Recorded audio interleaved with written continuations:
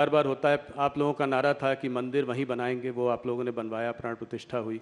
एक और नारा है जो है अभी तो ये झांकी है, काशी मथुरा बाकी है। तो क्या ये अगले उसमें 5 साल में देखने को मिलेगा? देखिए, ये सारे मसले कोर्ट में लंबित है, इस पर मेरा अभी कुछ भी कहना उचित नहीं है। परंतु मैं एक बात जरूर कहना चाहता हूँ। राम मंदिर में हमारा पालमपुर कार्यकारिणी का भारतीय जनता पार्टी का वादा था कि हम संवैधानिक रूप से प्रभु श्री राम का भव्य मंदिर अयोध्या में बनाएंगे।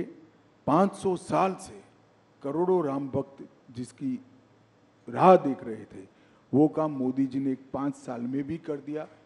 सुप्रीम कोर्ट का फैसला भी आ गया, भूमि पूजन भी किया और 22 जनवरी को प्राण प्रतिष्ठा कर कर प्रभु श्री राम को अपने भव्य मंदिर में विराजित करने का काम भी नरेंद्र मोदी ने कर दिया।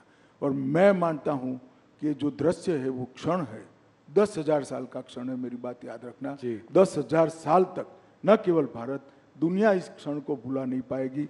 और ये बहुत बड़ा लोकतंत्र का उदाहरण है, क्योंकि भारत में हिंदू मेजोरिटी में होने के बावजूद भी 75 साल तक हमने राह देखी कि हमें कोर्ट ऑर्डर करे, उसके बाद ही हम मंदिर बनाएंगे। और पूर्ण तरह संवैधानिक रूप से कोर्ट के ऑर्डर से मंदिर बनाया।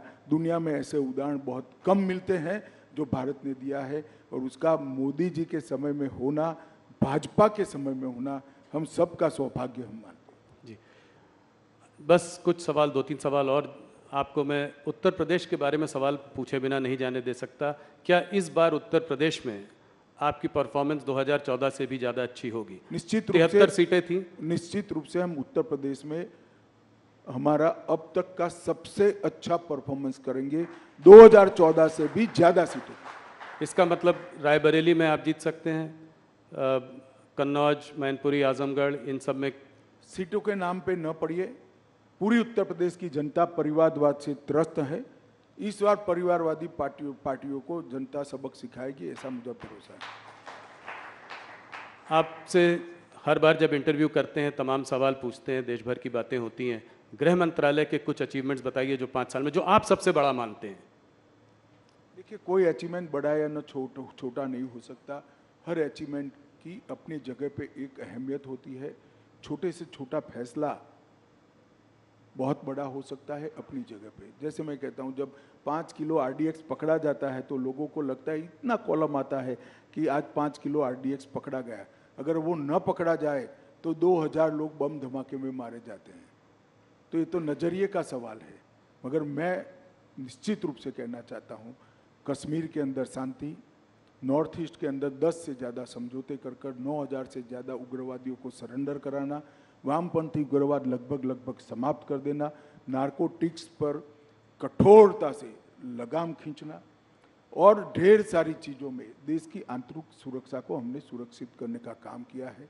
डिजास्टर मैनेजमेंट जो मोदी जी का एक देश भर में मोदी जी का ही इनिशिएटिव है, उसको भी मोदी जी के नेतृत्व में, इनके सीधे गाइडेंस के तले गृह मंत्रालय ने आगे बढ़ाया है। ढेर सारे काम हुए हैं। परंतु मैं देश की जनता को एक ही बात कहना चाहता हूं, चाहे समाज कल्याण विभाग हो, चाहे रक्षा मंत्रालय हो, चाहे गृह मंत्रालय हो, चाहे वित्त मंत्रालय, हर मंत्रालय में आज़ादी के 75 साल में अगर सबसे अच्छा परफॉर्मेंस हुआ है तो ये 10 साल में हुआ है। और 10 साल में देश की सूरत और सीरत दोनों बदली है। देश को दुनिया में सम्मान मिलने लगा है। आज भारत क्या बोलता है वो मैटर करता है।